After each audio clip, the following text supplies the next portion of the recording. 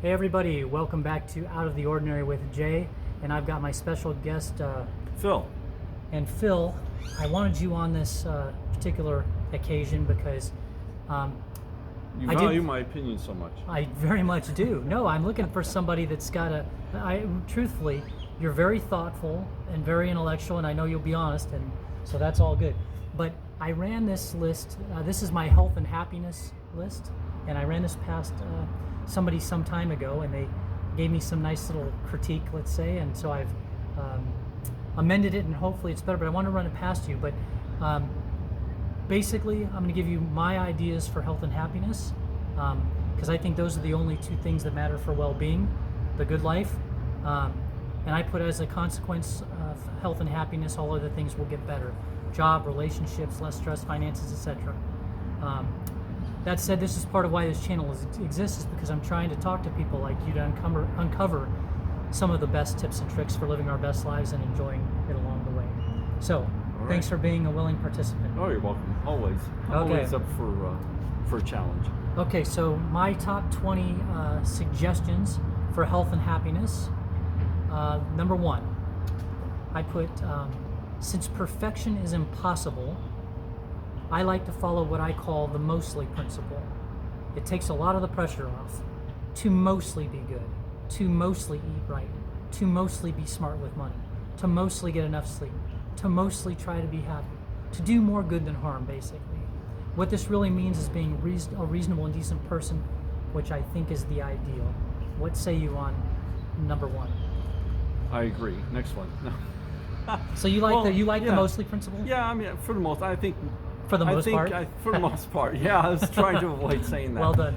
I think that most people, even unconsciously, try to live their lives that way, but everyone does it to varying degrees, and you apply it differently to different aspects of your life. So, for instance, if you're a competitive athlete, you're going to go above and beyond a little bit when it comes to your training, your diet, and whatnot. If you are trying to earn a PhD in something, or if you're anything that you are really striving to achieve, you're probably going to be a little more attentive and put more effort into those things. Yeah. And then the mostly principle would be those you would probably apply the, instead of the mostly principle, the 100% principle on, or as close as I can get. Right. And then everything else in life that is not as high a priority, you would apply the mostly principle to those things that are not quite as important to you, because everyone has their own priorities and whatnot. Yeah. Well, the reason why I came up with it is because I found my own self falling short of perfection so many times, and then beating myself up for it. And I'm like, but why? I gave a good effort, and the result was actually above average already. So like, take it easy. You know what I mean? And so I kind of came up with it as a way to like temper perfection or a goal with some sense of realism, and to turn sort of a negative into a positive. In other words, like, oh, I didn't reach my goal 100%. Yeah, but I did a whole lot better than most, or I worked really hard at it, and so you should be commended for that. Not, does that make sense? Right. Absolutely. And that's kind of where it came from, and I just think it's more doable. Right. Like in reality. You know what I mean? So anyway. Yeah, I agree with the principle entirely. My only point was that depending on your priorities in life, you're going to work harder for certain things and not be satisfied with lesser achievement and then in other areas of your life that are not as high a priority. 92% is not going to get you into the NBA. Probably not. Probably not, right. And you need a lot of other gifts too. But no, I understand what you're saying. It's basically like if you're got a very specific goal in mind that requires 100% plus effort, do that, and then maybe take it easier on yourself on the rest of it. Right. Okay. Is that right? Yes. Okay. Number 2 of the top 20 suggestions for health and happiness. And by the way, if you like where this is going, please like and subscribe to the channel. I'm starting to work that in, so thumbs up, like it, and subscribe if you haven't already. Just one age-old question to ask yourself when making a decision. Is it likely to do more harm than good? What do you think about that one? Yeah, I think it's a good principle. Yeah. Yeah, it's pretty straightforward. Yeah. I mean, and you have to think, more likely, is it likely to do more harm than good for yourself? and for other people. Yeah. So you have to look at the big picture. But I agree. Yeah. Yeah, it does require, though, a little bit of, I guess, thoughtfulness, because you can't just like, if someone does something that angers you, or you feel compelled to respond with something that and inject it into a conversation, like you do have to kind of like, well, wait a minute, if I say this and answer this is going to embarrass so and so and blah blah blah blah blah, Right. and is that more harm than good, right? So yeah, all that comes into consideration. Yeah, for sure. Okay, so number 3, the top 20 suggestions for health and happiness, I put putting yourself in other people's shoes, and then I put, it is impossible to do this perfectly, but it is still worth trying. We have no idea about another person's background, what they're going through, what their internal chemicals, hormones, or medication may be doing. So basically try and cut people a break as long as they're not being too harmful to others. Most people are doing the best they can, and we all have bad days once in a while. What say you on that? I agree again. And it's something that when I find myself being judgmental or making a hasty decision, I try to remind myself, okay, think of it from this person's perspective before you jump to conclusions. And it's something that I think the world would be a much better place if more people adhered to that principle. Here, Phil. Yes, you're right. I do think it's one of those things too that, because I'm like you in that way. I try to, again, sometimes I'm reactionary and I blow it, but when we all are. But when I'm on, I'm trying to be thoughtful and like, okay, how can I put myself? What is maybe their perspective, as you said? Right. Knowing full well that no matter how good my imagination is, I cannot put myself in their shoes truly. Right. Right. I can only get kind of close. Right. You get as at close best. as you can. Right. And so that's always something to consider. Right. Something's better than nothing. Yeah. What's that saying? Sometimes, like when maybe you've got a friend and they did something that's a little out of character. You're like, whoa, Johnny's out of his mind. You know what? Maybe in that moment he actually was. Anyway. Okay. Number 4 of the top 20 suggestions for health and happiness. Understanding. I put, so many of us don't really care to understand. Unfortunately, all too often, people just don't care about explanations or where someone's coming from. So rather than working so much on explaining, instead live a good life, lead by example. It's similar to feedback. Almost nobody really wants feedback unless it's reassurance telling them how good they are, which also has its place. Same with listening.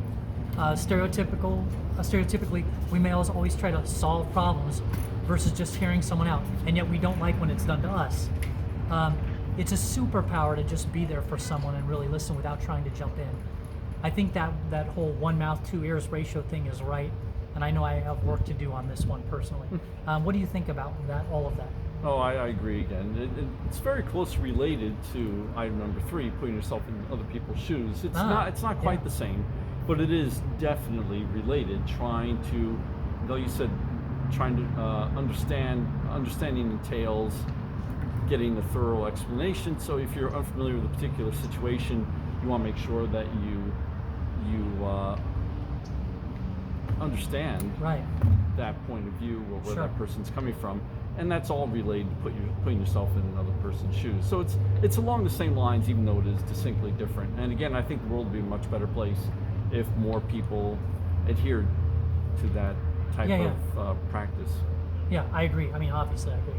But the genesis of the first part of that question for me was I find I do a lot of explaining. A, I like to talk. B, I like to write. So, communication's fun for me. This is not good because we're both guys who like to talk and write. Yes, so, well, you get your money's worth on this video then. But we need someone with a different perspective. That's what I'm trying to get across. Yes, we do. we will get some. But like on the understanding piece, I find myself oftentimes if I'm misunderstood or somebody takes something the wrong way, or if I just even get the idea that they're thinking I have a position that I don't, I find myself really wanting to go out of my way to explain it to them. And really, most of the time, I feel like they could care less. They've either already made their judgment about me or what I'm about or what I'm going to say. And you know what I mean? Yeah. It's just kind of like I'm doing it for my own self. Okay, I told them everything I'm about. If they still don't get it, then, you know what I mean? Well, you have to do that because the person may be receptive to what you have to say, and you don't know until you say it. And then once you let it out in the open and you explain yourself, then that person can't use the excuse, well, I didn't understand where you were coming from, what your point of view was. So you're covering all your bases. You're saying, this is my point of view. Anyway. Well, no, I'm agreeing with you. The only thing is I would replace your word they couldn't do that with they shouldn't do that, because they might still, they might still say. Okay, this one is sometimes I get in trouble with this one, but I'm going to say it anyways because I personally believe it's true. Number 5 of the top 20 suggestions for health and happiness, I put just something to be aware of. In my view, every act is a selfish act. Once you understand that, it helps put things in perspective, which is why win-win situations are always the best. Selfishness at its worst is when it comes at the expense of others. Everyone has an inherent bias. When you combine that with the bias of and the onslaught of when you combine that bias with the onslaught of information and algorithms, it becomes easier to see another's point of view, however flawed. Self-preservation is at the core of every living being. That's why I put being selfish is inherent. What do you think about that? No, I agree completely. Exactly how did you state it? Every decision, every act is a selfish act. Yeah, every act. Yeah, I agree because, granted, people do things out of the goodness of their heart, but it's usually because it helps them as well. Yes. So you help other people because maybe it makes you feel good. Definitely. Or down the line, it's in your best interest if you help that person for whatever reason. Right. Maybe.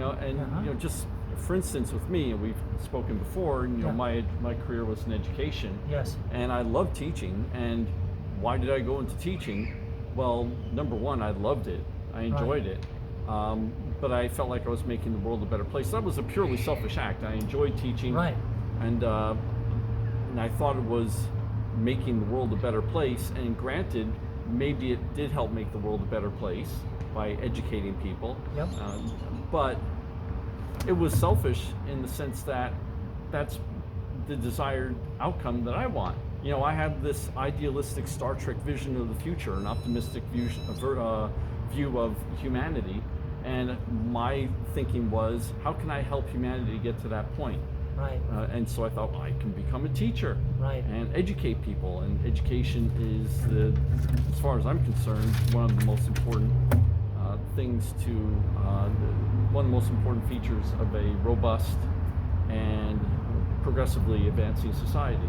Yeah. What you've just described to me is every act is a selfish act played out in the best possible way.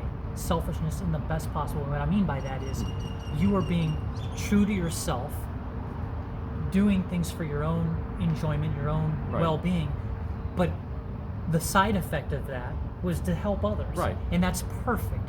That's selfishness working in the way that it's at its best. I do get the criticism on this though, because it can feel awfully disheartening to know that, your parents were being selfish in almost everything they did. Your best friend is being selfish in almost every act that he does, right? And your spouse and all those things. When you put it through that lens, it can feel very unromantic and not very good sometimes, and I get it. But I still think if you really strip things away and were to get to the genesis of why everybody does what they do, I still think it's a matter of fact. Yeah, anyway. I agree. But I do get why people would be critical, and it can be disheartening, but it just takes a little bit of work to understand that there can be win-wins in the way that you described. You're loving being a teacher, and you're helping people to learn. It's great. Even volunteering your time for some charity or some other cause, and donating money, even that's a selfish act. People might argue, well, I'm not being selfish. I'm giving to help these other people. But why are you helping these other people? Does it make you feel better? Probably. Do you think ultimately it's going to make the world a better place? Probably. So you're doing it for, quote, selfish reasons. Right. You wouldn't do it if you thought that the outcome would be something that you did not want. If you think that your action is going to result in an outcome that you desire, then you're going to do it. Right. Hence, it inherently becomes a selfish act, as you're pointing out. Exactly. That's the way, and you just described how you can test the theory, right? If you change every act that you would do for the next day, if what you do is going to bring you an immeasurable amount of pain or uncomfortableness, or you're just not going to like it, you won't do it. Right. And that's the point. That's how you know every act is a selfish act. So, a good one on that. Okay. Number 6 on the top 20 ways to get health and happiness. Top 20 ways to get health and happiness is acceptance. And I put acceptance to a point. Like one doesn't have to accept abuse. Acceptance to me is more about control or lack thereof. Sort of the serenity saying, may I have the serenity to accept the things I cannot change, courage to change the things I can, and wisdom to know the difference, by Reinhold Niebuhr. I don't know how you say his name, or it's also the Serenity Prayer, I think. But that's what I consider as acceptance, is accepting things I don't have control over. Right. What do you think about that whole thing of acceptance, or acceptance in general? I agree completely. I have nothing to add. Okay. I think you're spot on right there. Yeah, I think, well, I kind of stole some pretty serious wisdom there, but acceptance is a tricky one, because I think a lot of times we... the key is yeah. to know what you do have the ability to change. Exactly. Not just to accept things because you throw up your hands and say, I can't do anything about it. Think about it. Maybe you can do something about it. Right. So that's the key. Right, is how good are you at evaluating. Right. The other thing that I was thinking that you just, when you said that, made me think of it is like, how much work are you willing to put in to something that maybe right. you could exert control over? In other words, of course. like, okay, if I, kill myself and work 1,000,000 hours a week at this this idea, for 3 years, I can enact this tiny little bit of change. Or maybe you right. say, well, technically I could make some change, but maybe it's better that I accept that this is the situation because it's not worth the payoff. Right. You know what I mean? Or the other way, right. maybe it is. Yeah, everyone is making that determination. Right. If it's something you truly can't change, I cannot change the weather. There's right. nothing. Now, I may be able to move someplace where I like the weather better, but I cannot change the weather here. But there are things that you can change. Let's say I'm not happy with the political environment in this country. Well, what can I do? I'm one person. I can't change that. Well, you can get involved in activism. You can promote the causes that you feel passionate about. Right. And it's only going to have, as you said, maybe it will take lots and lots of effort and will have teeny weeny incremental effect. But hundreds of thousands of people right. working together, those incremental effects add up, and that's how change happens. Well, you gave a great example. Again, good man. This is why I have you on, buddy. But like, it made me think when you brought up, politics and stuff. And here's a good example of acceptance, right? Say you and I are on complete opposite spectrums politically, right? Okay. I think you're incredibly wrong and naive and making the world a worse place, and you think the same of me. Yeah, because you are. Okay, well, okay, show's over. No, just kidding. But like, at what, like, so I find myself sometimes, or at least former me a lot more so, trying to be persuasive, right? Trying to persuade you to see this alternate point of view, or include more in your thinking. And, right. and you're doing the same to me, by the way, right? Where does persuasive stop and acceptance end? And when is it? And which one's better? Do you know what I mean? It ends when you make when nobody goes to Thanksgiving together anymore. When you make the personal decision that you don't want to expend an additional effort, and that there's something along those lines came up earlier in this conversation. It all depends on how much effort a person is willing to put into something. Right. If you're passionate enough and it's a high enough priority for you, you're going to put in more effort. And if it is a lower priority and you're not that passionate about it, you'll put in less. You'll draw the line at a lower point. So that threshold is going to be different for different issues for different people. I mean, when you see it ripping apart families and holiday functions, I was like, it's reached a fever pitch. And I guess my thing is like, not to dig too deep into this particular subject, but people have identified themselves. Their identity is wrapped up in a political party or a political point of view, in some cases, in many cases, and so any sort of trying to persuade them or show them another idea is an attack on their person. Yeah. It's not. You're not even talking about their viewpoints or opinion. You're literally. It's like you're stabbing them. Right. And so you know, at that point, do you just go to acceptance? Like, do you say, okay, like, at the point we can't all have Thanksgiving together and smile, we should stop trying to be persuasive? Is that the, like, where do you go? It depends on the person. For some people, that will be the point where they stop. For other people, they are so passionate about their views, whether they're political or religious or whatever, that they're willing to sacrifice those relationships. So again, it's an entirely personal thing.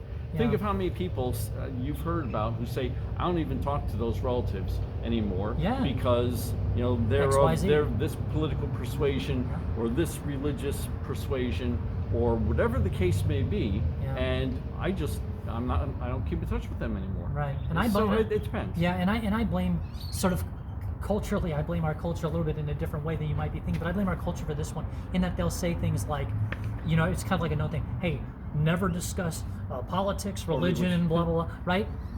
But that's the only thing being blasted across all news all the time. Right. Well, what the hell else are we supposed to discuss? You know what I mean? Like, what are you going to discuss? We can only talk about the same Netflix show 100 times in a row before it gets old. Watch more Netflix shows.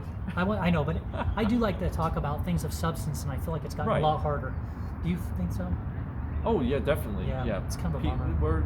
Society's more polarized now, and people in general are more polarized than in the past. At least it seems that way. But this is the start of it coming around. Right here, this day, this video, it's all going to get turned around right now, folks. So we're going to change the world. You're welcome. Okay, number 7 on the top 20. I already know your answer to this, but I'm going to ask anyways. Number 7, top 20 health and happiness. Get at least 30 minutes of exercise in a day. Even just 5 to 10 minutes a day is huge. You will be amazed at what a walk, hike, bike ride, or any other exercise can do. Ideally, cardio, strength training, and stretching should all be routine. I submit that 30 minutes of yoga in particular is the best thing a person can do for themselves physically and mentally. I stubbornly resisted for years. That's true. But I am glad I finally tried it. And being terrible at it actually helps me.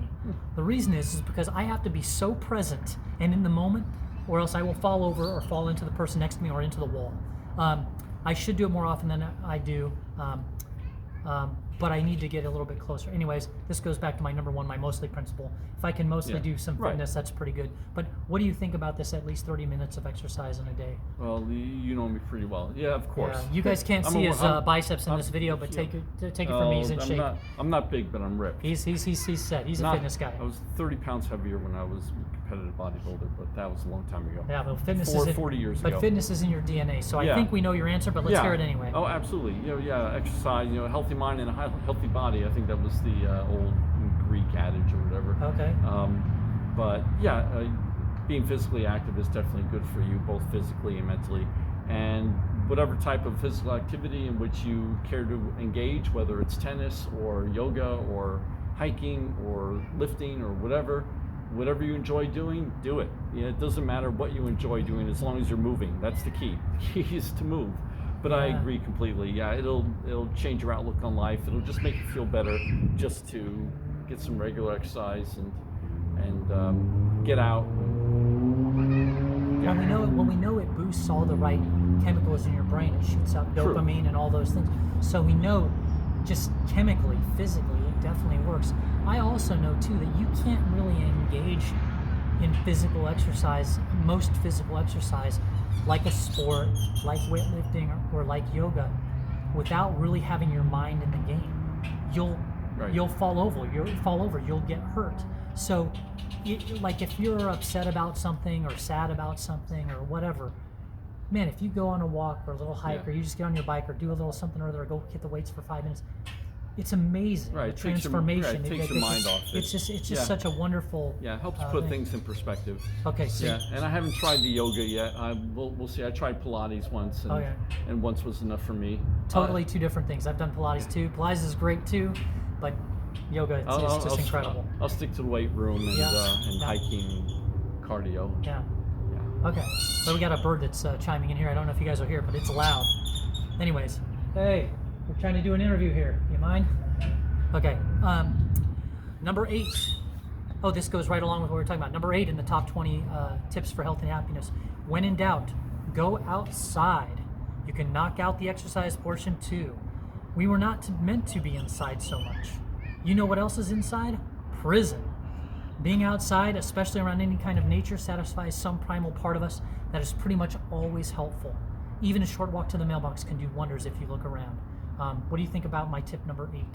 I agree again. Yeah. Going outside? Going outside is great. Yeah, it helps clear your mind, and like you said, if you're obsessing about something, just a change of scenery. And it's that's something that really helps if you're stuck on something. For instance, when I of course, whoops, I think I just hit the microphone. Oh, you good.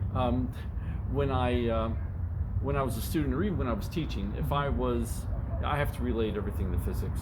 So if I was stuck on a physics problem, and I was sitting there for maybe 20 minutes, 30 minutes, and just hitting a brick wall, just get up and go outside for a couple minutes and help clear your mind. And it's amazing what just the change of environment will do to it makes sense to me when you're talking about it. What came to my mind as you were talking is, listen, we human beings, we're sensory beings, right?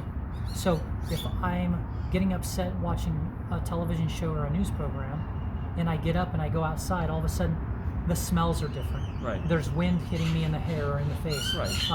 The sounds are different, like these birds right now. But so all of a sudden the whole environment has changed, and then you change with it. You know what I mean? Right. I think that's true. Yeah, and the point I was making with the problem solving and hitting a wall is usually when you get to that point. And this can apply to a lot of things in life. It doesn't necessarily have to be a physics problem. It can be other problems that you're encountering in your life, and you just hit a brick wall and you can't figure out a solution. Right.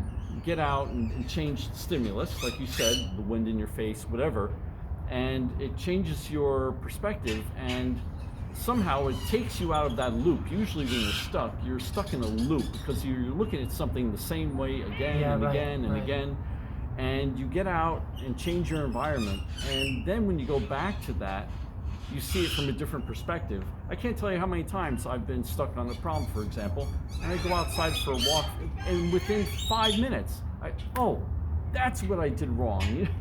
Without even consciously thinking about it, I don't know. Right. It's just a good practice. Okay. We'll see how much of these bird noises get in the video, but it is intense out here right now. I don't know if we're in a nest or on their turf or something, but so let me ask you this though about going outside, and this is very site specific, but I do think it's super important to go outside. Obviously I wrote it on the list here as number 8, but we're coming from Phoenix, Arizona, and so what do you do for 6 months out of the year? How do you get outside for that? What do you do? Just get up super early, or lather on the sunscreen? If you can't, you know what I mean? You just dress fit. If you need a change of environment, you don't necessarily have to go outside. If the weather's inclement, then dress for the weather. But if it's really, really bad, pouring rain, or there's a hurricane, get in your car, drive somewhere, or just get up and move. Just in lieu of the wheels are coming off. Wind blew my paper pen over. We got the birds attacking. This is awesome. In lieu of going outside, just change something else about your environment. Okay. So maybe just change what you're doing. Go into a different room. Call a friend. Put on some music or something. Or put on some music. Anything. Just start cooking. Anything. Change. Yeah. Start cooking. Okay. Just do something else. Okay. To change the stimulus. Okay. So number 9, I have on the top 20 things that help for health and happiness. I put, and again, this is my own opinion, so we're just going to get a second opinion here from Phil, and feel free to chime in with your own comments if you think some of these are right on the money or they're way off base and you have your own opinions. But I put, experiences last longer than things. When you reminisce with friends, it will mostly be about what you did and where you were, not possessions. Personally, I think minimalism is the way to go. The more things you own, the more things you own, the more they the more that you are owned by those things. There you go. As an example, If you own a second home, now you have another mortgage, another water heater, more insurance, and other things to worry about. So as a minimalist, or minimalism allows you to limit what you're responsible and liable for. Bill Gates once said, I can understand wanting to have millions of dollars. There's a certain freedom, meaningful freedom that comes with that. But once you get much beyond that, I have to tell you, it's the same hamburger. And then I put the exception here would be like some cherished item that brings you continued happiness. Maybe your first bike, first car, something you've always dreamed of, a family heirloom or memento, first house, if that's where where you had meaningful experiences. But mostly overall, I'm saying experiences last longer than things. And that last little exception there came from my previous interviewee, a lady named Harmony, who had some good insights. But what do you think about that whole idea? Well, you're speaking to a minimalist, so I agree wholeheartedly. Great. Yeah. Okay. Never owned a home, don't want to own a home. Okay. Rented all my life because it's convenient and I don't want to be tied down to a house, and it's less to worry about. So I agree completely. It's interesting that you put this on your list, because one principle I've always lived by is it's not what you have, it's what you do. What really matters in life is what you do with yourself and your time, not so much what you possess. Yes. So I agree completely. Okay, very good. And I'm just going to piggyback. This was not a part of this, but I'm just going to back on the renting versus owning. The reason why I put owning in quotes is because most people say, oh, I own my home. And then I'll say something like, okay, well, don't pay your mortgage for a few months, and let's see who owns your home. What about if your mortgage is paid off? Stop paying your property taxes for an extended period of time, and see who owns your home. And the only reason I bring this up is because this is just a little bit of financial advice to throw into this little video, is that for those of you that are thinking of owning versus renting, and obviously real estate can go up and usually does go up over time, but most of the time, because people move every 2 to 5 years, you don't realize any of that appreciation. Usually what most people do is they're paying a down payment to rent anyways and to do their own repairs. And then all that whole time also lose the ability to be portable and just move if they want to. They're subject to the market conditions at that time and selling their home if they need to move. So I'm not saying don't own a home. All I'm saying is do the real math and figure out if that's truly makes sense or not. And figure out what makes you happy. Because some people, if you have a family and you want a yard and you want, that's the lifestyle you want. Then, but you can have that even in a rental. Where that really. But it's a different environment. Yeah, that's true. That's true. But anyways, it is something to think about. Okay, number 10, and my the last person who critiqued this for me, Harmony, liked this one a lot in the same way that you like the fitness portion, the exercise portion. But I put as number 10, aim to be childlike once in a while. I like to joke that I'm forever young because I'm immature. Almost all kids are happy most of the time, even those that are very ill or in poverty. Why is that?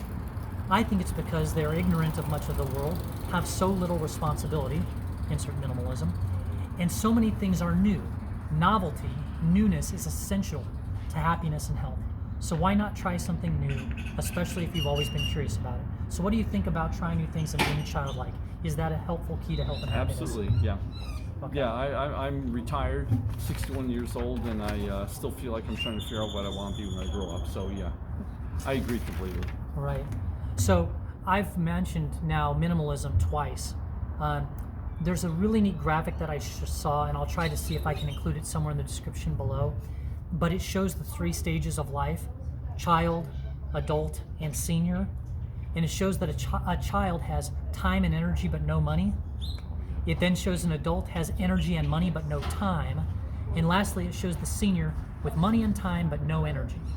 The reason why I like minimalism, or the idea, or that general concept, is because it gives nearly everyone the ability to have money, energy, and time all at once. And personally, I think time is our most valuable asset. That's just kind of an extra thrown in there. What do you think about that? Again, I concur. Talking Talking your language. Preaching to the choir here. Okay. Number 11. Maybe we'll get something dicey in here at some point. Maybe. Okay. We're halfway there. Yeah. Number 11 on the top 20 health and happiness tips. Instead of pursuing happiness, try pursuing something that's fun. Enjoyment is more tangible, and it leads to happiness. You heard of kill 'em with kindness? I say save yourself with kindness. Kindness is key. Compassion isn't always easy, but it usually yields the best results. And before you answer, let me just give you an example. I think when people say pursue happiness, it's too abstract. It's too hard to go after. But if I know I like shooting the basketball around, if I find enjoyment in that, if I go shooting basketball, I'll be happy. Exactly. So I say pursue something that's fun, and happiness will follow. What do you think about this? No, I agree completely. In fact, that's where I am in my life right now. I'm retired, and we've had this conversation before. I'm just experimenting with new things, trying to figure out what I want to do with my retirement. And I've basically come to the same conclusion, is that I will be happy if I'm doing things that I enjoy, or as you put it, things that are fun, which is the same as things that I enjoy. Right, it's the same thing. So I think you're spot on right there too. Okay, very good. This is good. Okay, so I think I just know that for the longest time I was doing that, pursue happiness thing, and what did that mean? Happiness is vague. Did that mean, right? It's too vague, right? Does it mean making money? Does it mean what does it mean? What makes me and happy? So right, so what it boils down so to. then the exercise is like, okay, when have I been happy? Who was I with when I was happy? What was I engaging? What was with? I doing? Right, what was I doing? And then do those things, and happiness will follow. So we got. Oh, I need to go back to college and live in a dorm, and it's the best years of my life. There you go. Maybe you do. Okay, number 12 on our quest to health and happiness. Accept that negativity, and I put negativity in quotes because that's subjective, but accept that negativity, loss, and regret are natural. Being afraid of things is what helped our species survive this long. Animals that want to eat us, a warring tribe, bad weather, etc. It's true, both sadly and gratefully, about time healing all wounds. And we seem to regret whatever choice we didn't make. So those inner monologues are just primal ancestral remnants of worry we have to deal with. Be wary of the news. It is sensationalized and fine-tuned to appeal to our fear instinct and keep us tuned in. But the world is actually getting better. And for anybody that doubts that, I recommend checking out Steven Pinker's book, Enlightenment Now, for every stat you'd ever want to see on how the world continues to get better year after year, decade after decade, with a few blips in between. So what do you think about accepting that negativity, loss, and regret are all natural? Well, first, thanks for the book recommendation, Pinker's book. I hadn't heard of that one. Oh, it's incredible. I have it. I can loan it to you. It's fantastic. One of the best books I've ever read. Okay. Steven Pinker's Enlightenment Now. Incredible. Anyway. Okay. No, I agree. Yeah. Again, I really can't think of anything to add to that. The one thing that I'll use sort of like as an example is like the time healing. I put, it is true both sadly and gratefully about time healing all wounds. I bring that up because of people that maybe have experienced or are experiencing loss of a cherished, a loved one, a pet, something like that. I say sadly and gratefully time heals all wounds. Sad because you almost don't want to get over a love like that. Right. But grateful because it does happen anyways. The memories don't stick forever. You kind of, life has a way of moving on anyways, and you will make it. Do you know what I mean? Even though it seems impossible. You have to move on. Yeah, and the thing is, and you will move on, even reluctantly. It happens. You will find, it's like, I especially if you get older, past your teenage years, there will be some losses in there that you feel they're insurmountable. You'll never come back from them. A breakup or a loss of something or whatever. It could even be a job. And then lo and behold, before you know it, 5-10 years down the road, you're in a new relationship or you're in a new job or something else, and it's more fulfilling or at least different and in a great way than what you had before, and you don't even acknowledge that has happened. Do you know what I mean? Right. But if you lose this new thing, you'll definitely acknowledge it's this anyway. Yeah, a lot of it comes back to acceptance, which was another principle that you had earlier. Right. And this one is titled Acceptance. Accept that negativity, loss, and regret are natural. Right. So you have the word acceptance in there. So it's an aspect of acceptance. Right. And the other reason why I put it in there is because I've been doing my best to come up with the tips and tricks to help myself and anyone else live the healthiest, happiest life they can. Well, part of that is just acknowledging reality. And there is loss and regret, and they're all natural. And I've never met anybody except for, I've never met anybody personally that doesn't have those things. I mean, I think psychopaths maybe are, they don't have that, but normal people, we do. Okay. Number 13 on the tips for a health and happy life. People matter to other people. So be sure you've got a couple people you've invested in. And that means you making an effort to be a good friend, which is a reward in itself. We are social animals, and one can truly never know what kind of difference they are making in another's life and the world. As a teacher, you definitely probably have some idea that you have made a difference in the world. Maybe you wouldn't know to what extent. Just like the person who, maybe taught Einstein a thing or two and then passed away before Einstein became Einstein, right? So, but what do you think about people mattering to other people, and that we're social animals? Yeah, we're definitely social animals, and this will be short and sweet. When you mentioned earlier, that, think about what when you had the item in your list about fun. Yes. What were you doing? Who were you with? Yes. I can virtually guarantee you, when you think back on the good times in your life, almost every single one of those pleasurable experiences involved other people. They weren't things that you were doing alone. Yes. Most of the time. So yeah, we're social animals, and we need to be around other people. We need relationships. It's wired into our DNA. To piggyback off of what you just said, and I agree 100%, is like, so I've been doing a lot of travel the last couple of years, and a lot of it's solo travel, most of it's solo travel. And it would, every time without fail, it would be better if I knew certain people were with me at a certain moment, because I'm like, oh my God, whatever, this mountain's amazing, but you know who would really love this? Right. Or, oh, this ocean view's incredible.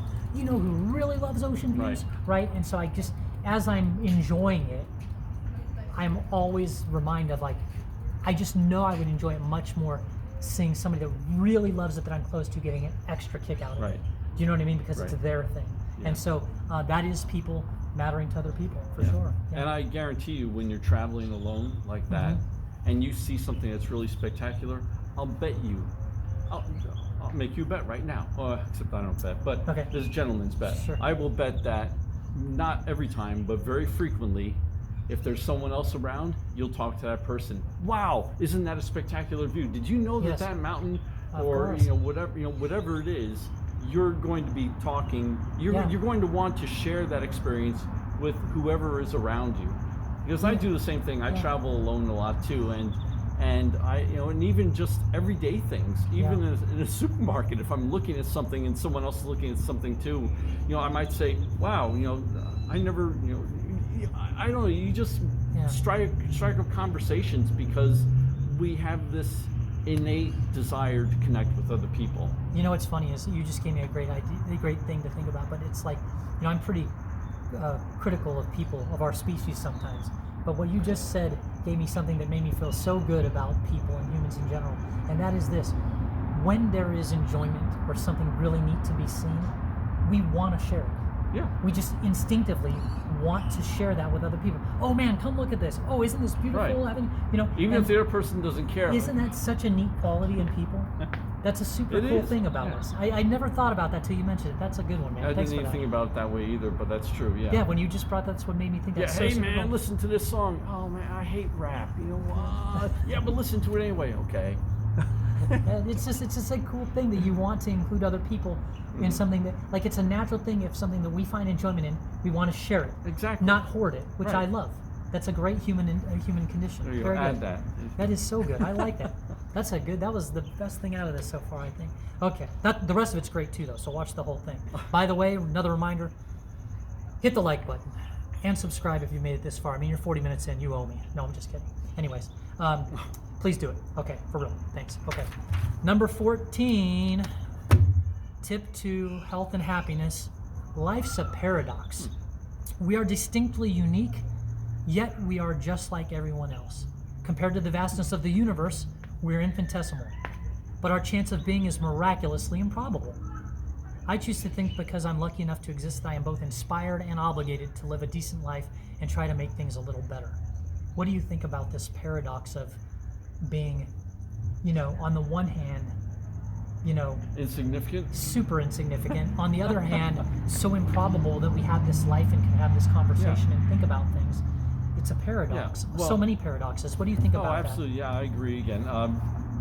Indeed, we are insignificant in many ways. You look at the vastness of you're talking to an astronomer here. Yeah. So you look at the vastness of the universe, and we are ridiculously insignificant. Right. But we are tremendously significant in another aspect. We are actually, Carl Sagan liked to say that we are how did he put it? We are star stuff contemplating the stars. We are the universe. Stardust, We are part of the universe made conscious. So we are the part of the universe that is aware of itself. So in that respect, we are incredibly privileged and special in the sense that we are part of the universe that is actually possesses self-awareness and can appreciate what's around us. Wow, so, that's a big idea, a big thought to think about. Well, I'm not the first. I didn't come up with that myself. No, I know, but that's a I'm big not thought. taking credit No, but it's for a it. big thought to think about in general, though. That it's undeniable, no matter what someone's belief system is, that we're part of the universe. So then you say, part of the universe reflecting back, looking at itself. Mm-hmm. I mean, that's definitely more of a scientific perspective there. But boy, is that an interesting thing to contemplate. We are star stuff contemplating the stars. What about the last part of this? I choose to think that because I'm lucky enough to exist at all, that I am both inspired and obligated to live a decent life and try to make things a little better. What say you on that? No, I agree. Yeah, we have one life as far as we know. Make the most of it. Yeah. And do what you can to make other people's lives better too. Yeah, and I added the word inspired there based on my previous interview with that friend of mine, Harmony, again, because I had originally said I because I'm lucky enough, I have an obligation to live a decent life and make something better. And I forget her exact argument. She was like, well, technically nobody's obligated to do anything. She's like, but it inspires me. And I thought, so then I added inspired in there because I thought that was pretty good. Yeah. Okay, number 15 on the health and happiness train here. Gratitude. Have you ever played a sport for a long time and then someone brings you some ice cold water? Oh, it's like the best. But yet we drink clean cold water every day without appreciation.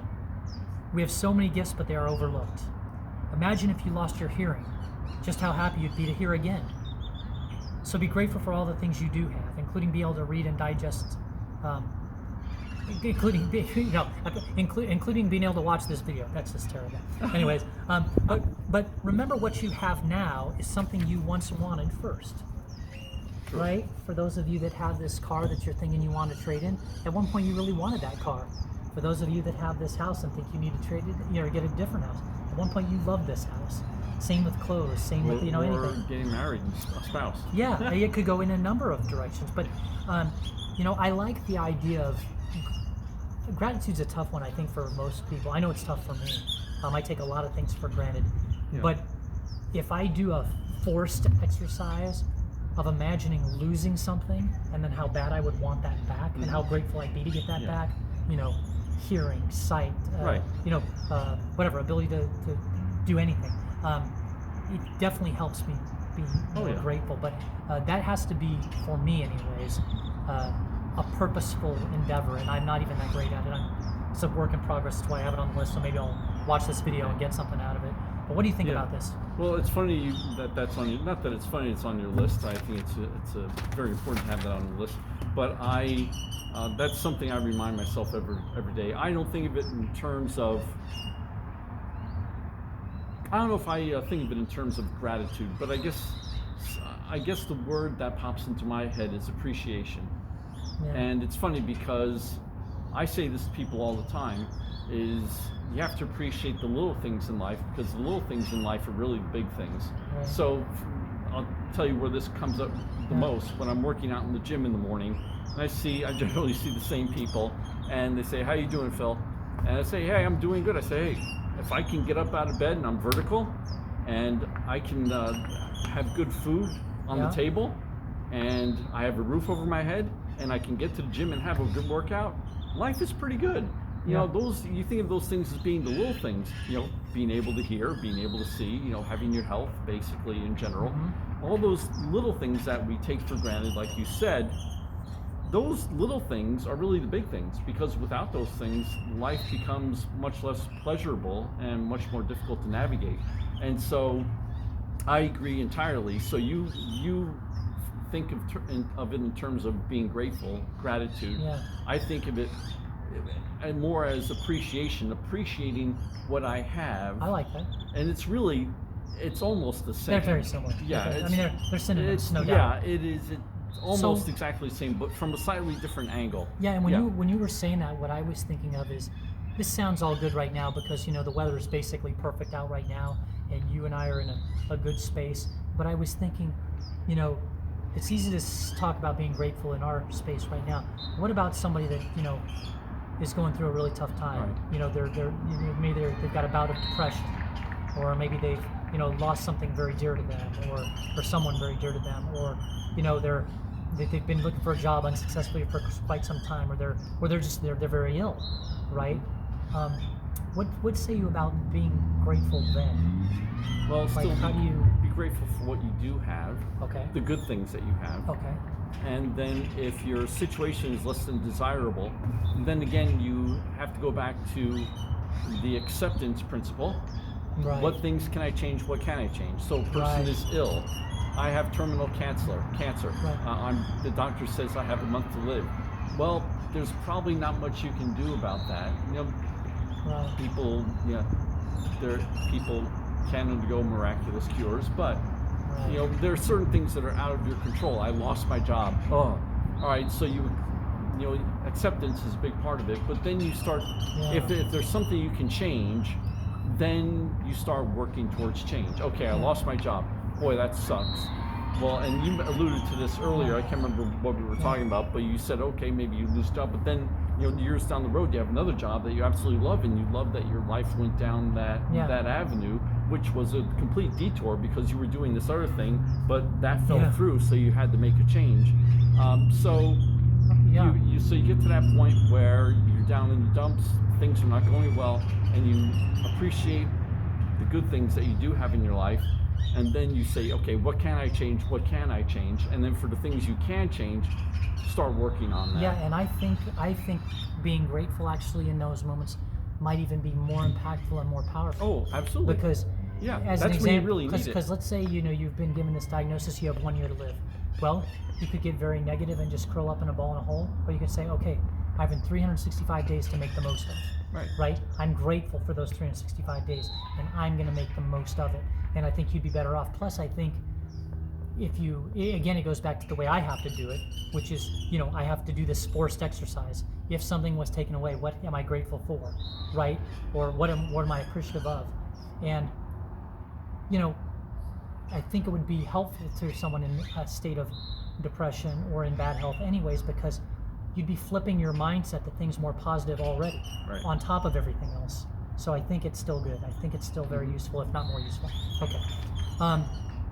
Number 16. This one you hear all the time, but I think it's great. Number 16 tip for health and happiness: live in the moment. Living in the moment. It's called the present because it's a gift. I know everybody's heard that, but it's great. I love that. It's called the present because it's a gift. The past is history, the future a mystery. To the extent you can limit multitasking, do it. Live in the present. What do you think about that? I agree. Living in the moment. I have to remind myself of that pretty often because I'm the kind of person that I think a lot. I'm a planner, so I think a lot about the future. Yeah. So there are times when I just have to stop and say, just enjoy the moment, enjoy what you're doing now. Stop thinking about what you have to do tomorrow or what you're planning for next year, whatever. Just enjoy whatever I'm doing right now. It's funny because I've gotten reasonably good at that, and it really started back when I was in college. Because I remember before I went to college, it was the summer before I went off to college, and I was talking to a gal who worked at the gym where I trained. Okay. And she was a few years older than I was. And she said, oh, so Phil, you're starting college next semester. Oh, in the fall. That's great. She said, enjoy your time in college. It'll be the best 4 years of your life. And I remembered that, and I took it to heart. And I remember when I was in college, I loved it. I just loved being. I mean, I worked my ass off, but I also enjoyed myself. Yeah. I was not the party animal, but I just enjoyed the social aspect of college. I enjoyed what I was doing. I enjoyed studying, and I remember when I was in college, I remember saying to myself, just enjoy it, Phil. This isn't going to last forever. It's not going to last forever. And I reminded myself that on a regular basis. Yeah, that is wonderful advice that I don't think I got, but it's so good. Yeah.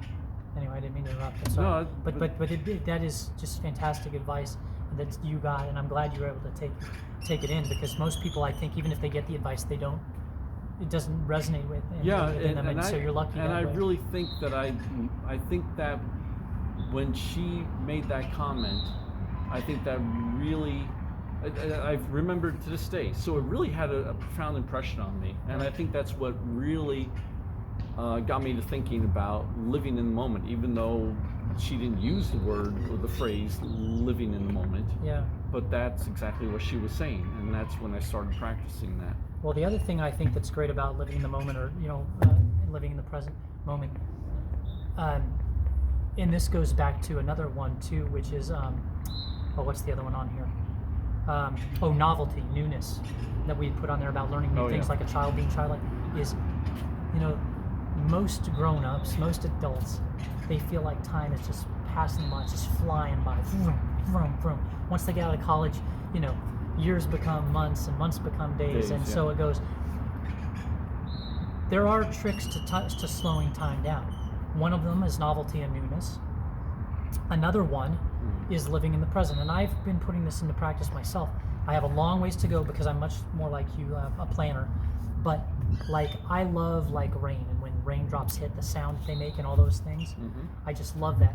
But sometimes my inner monologue will escape because, but if I can refocus on watching the raindrops hit the thing or whatever, hit the ground and make the little splashes and hear it and really try to absorb what's going on, it goes slower. My walk seems to take a lot longer, as opposed to my inner monologue running the roost. And then all of a sudden I'm like, the walk's already over. Interesting. And so you can slow time down with newness, novelty, new things, and also focusing on just one thing, not 8 things. Well, focus on what's going on around you instead of thinking about what I have to do later today. Yeah, and it'll make you healthier and happier, which is this whole thing is about anyway. So, okay, number 17, I have on tips for health and happiness. I put something outside of yourself. Very often that can be children. Some people that's the universe. Some for religious folks that's God, the ocean, nature, humanity, animals, serving others, volunteering, travel. Just a realization that you're part of something bigger.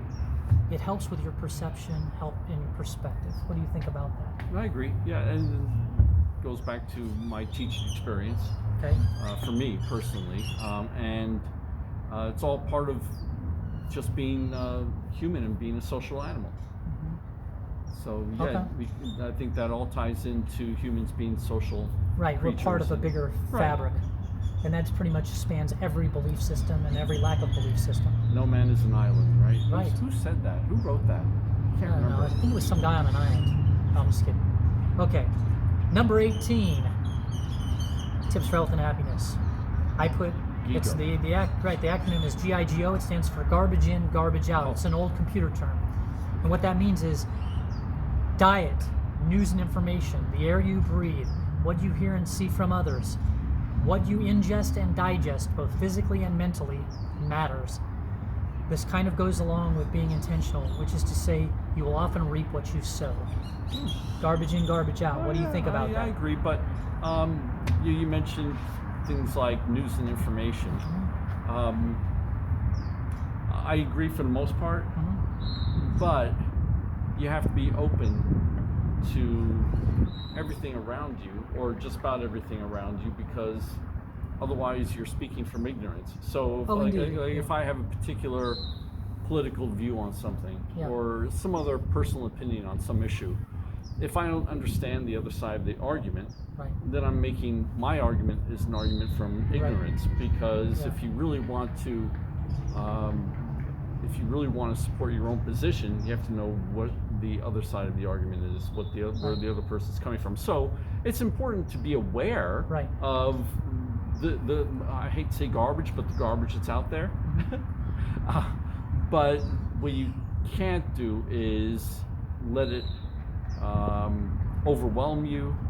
And here's the thing. If I may just interject on this, what this means, garbage in, garbage out means it's totally fine with information. The point is really just be aware. If you're taking in garbage information, your output will also be garbage. In other words, if all I was to see every single day, if my entire news feed and everything I watched on TV and everything I heard on the radio was only 100% always, day after day, year after year, about train wrecks, I will think the whole world is a train wreck. Or if you because that's all I know. Do you know what I mean? And if you watch Jerry Springer all day long, then you'd have a very bad outlook on life. But you'd be entertained. Yeah, maybe. And you'd be seeing a lot of slap fighting. No, but my whole point is, so it's in other words, the idea here is to be a good steward of what you ingest. There you go. Both in food and information, because if you're taking in good information that is useful, that's positive, that is accurate, then you'll be in a better way. Right. You need if your diet consists of nothing but Twinkies and ding dongs, you're not going to do well. Right. You know. So that's the whole thing, is garbage in, garbage out, and it works for everything. That's. Yeah. But if you have a criticism of that, let's go. What do you got? Or do you no, think I that's agree. about With the news and information, you need a broad spectrum. So you have to be aware of everything that's going on. I understand. Yeah. No, right. I get you. I understand your point. In other words, you can't be, in some, in a bubble. Yes, there you go. I mean, that's a problem. That's a problem today. That's why we're so highly politicized and polarized in our society, is because people live in their own information bubbles and need to get out of that bubble and understand other people's points of view, where they're coming from, their arguments. I know it's an interesting diet, and I agree with diet, although that's where the mostly principle comes into play. Totally because agree. Hey, if you're on vacation or you're at a birthday party or something, what the hell, eat that piece of cake. Yeah. As long as you're not having cake for breakfast, lunch, and dinner every day, you're fine. Right. Eat that ding dong once in a while. And also make it happen. and also why the mostly principle works very good there too, is because there might be an occasion where you need to take a bite of something to not offend your host, because that would be the worst thing you could do. So it's like, okay. So that's the idea on garbage in and garbage out, though, is like, and I think the mostly principle, as you we're smart enough to bring back in there, I think does definitely help in that same case quite a bit. Okay, we're almost to the end here. Tip number 19 about health and happiness: compassion and forgiveness. These might seem like something you do for others, but it is for yourself. Being compassionate makes you more helpful, happier, and more pleasant for others to be around. Similarly, with forgiveness, you are helping yourself. If someone has wronged you, and you continue to ruminate about it, years down the road, and let it make you angry, well, they can just still be harming you that many years later after the thing is already happened, and maybe they're not even thinking about it, or maybe they didn't even know they wronged you. Such a waste of time versus just saying they were wrong, how awful for them, and that they felt compelled to act in that way, and it really lets you move on. What do you think about compassion and forgiveness? I mostly agree with what you said. Very good. Let's hear it. So compassion, I agree completely. If you're compassionate to other people, if you treat other people with compassion, they're probably going to be nicer to you as well. So again, there you go, selfish acts. Right. So it makes me feel good to be compassionate, but I know in turn that at least most of the time, if I'm that way to other people, they're going to reciprocate. Not always, but most of the time. So it's in my interest in that sense too. Real quick, sorry. Selfishness like this, it comes into the golden rule. Do unto others as you'd have them do unto you. It's perfect. Yeah, of course. There's compassion. Yeah. Right there, and it is inherently selfish, and that's okay. It is. But go ahead. Okay, so continue. It's perfectly fine. It is okay. Yeah. Now, as far as forgiveness, I tend to think you talk about someone doing you wrong and forgiving the person, so you don't let that anger fester and just make you miserable. For the rest of your life.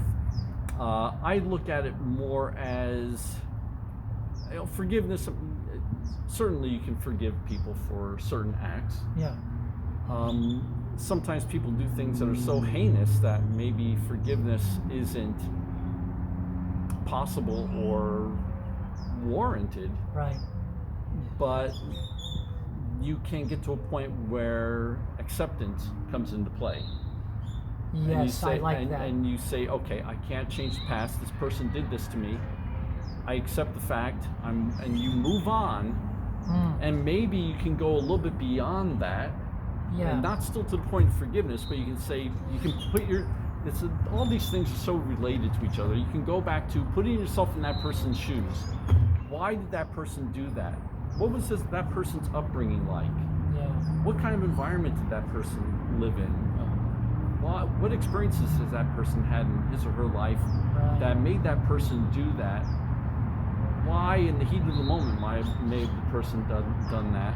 And try to understanding, another one. Yeah, right, yeah. Try to understand why that person acted the way he or she did, and then accept, well, that person, for whatever reason, acted in that manner because that person felt that was the appropriate thing or to do in that moment, and I don't agree with it, and it was a horrible thing to do. I'll never forgive the person for it, but at least understand, or try to understand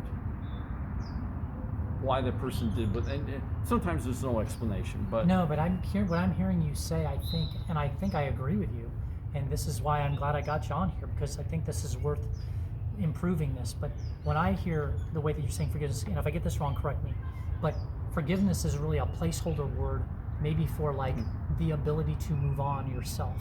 Right. In other words, whether or not you can truly forgive somebody, or somebody is really truly worthy of forgiveness from you because of a perceived or actual big time wrong, is immaterial. What matters is your ability to not let it fester and continue to take up headspace. Right. And how do you accomplish that? Right. And if forgiveness gets you there, great. But if not, maybe acceptance is the tool, or whatever. But I think I like your way a little better on that. I think that's good. Okay. Last one. We've made it. Number 20 of 20 for tips of health and happiness, or a healthy and happy life. Relax, smile, laugh, force it if you have to. This whole life thing is pretty absurd when you think about it. I put a little note here. I'm just a tiny, tiny speck on a pale blue dot in the middle of one big universe. I have 50% of the exact same DNA as this tree right here.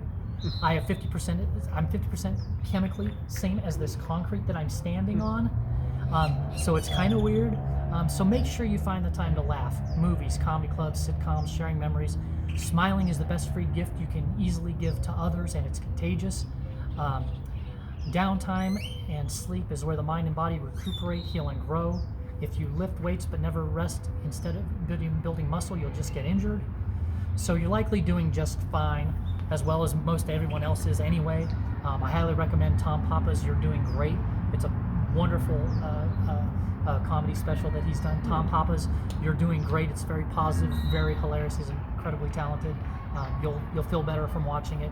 But what do you think about relax, smile, laugh, force it if you have to? This whole life thing is pretty absurd when you think about it. Well, that boils down to what you've heard a million times: don't take yourself so seriously. Yeah. Well, it doesn't boil down to that. No, that's pretty good. It's pretty good paraphrase. Yeah. Sure. Yeah, just relax, enjoy. And it's funny if you and it comes down to attitude. Yeah. So I would say your item number 20 there in your list really comes down to attitude. Have a positive outlook on life. Relax, smile. Just in general, try to look at things from a positive angle. See the positive in things rather than the negative. I like this. That could be that could possibly be number 21, but it's very, very, very closely related to what you're trying to get across in your item number 20 there. Yeah, and I was going to ask for anything additional. You just gave it to me. Attitude is a good one. So how do you, all of us are sort of predisposed to certain attitudes, just the nature nurture thing, or whatever. But do you have any tricks that, to get yourself out of say, a bad attitude, or are you just naturally a good attitude 100% of the time? Or I think a lot of it comes, I think if you take all these 20 things and add them up, a lot of it boils down to attitude. Or not that they all, I should say they all contribute to attitude.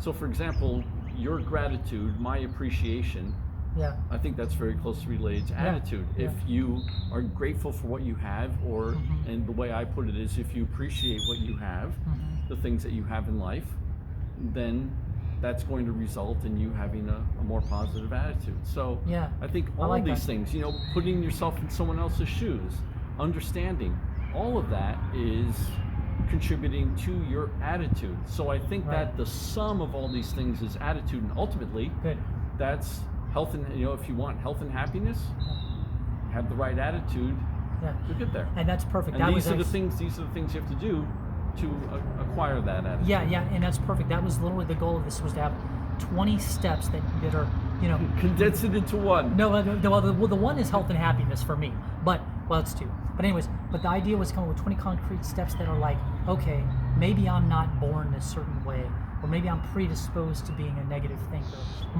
or maybe I grew up a certain way, or whatever. My whole thought was, I'm going to come up with 20 steps to where no matter what your nature nurture is, if you employ these, you can expect an improvement in health and happiness. You can expect an improvement in attitude. That's what I'm saying, is these 20 things all together will improve your attitude. Once your attitude is improved, you have a more positive outlook on life, you're going to be healthier and happier. All right. Well, perfect. Well, we're going to leave before Phil gives us any more attitude. Yeah, and I'm getting antsy here, moving around a lot here. Thank you for the interview. You're very welcome. Appreciate it. All right, Jason.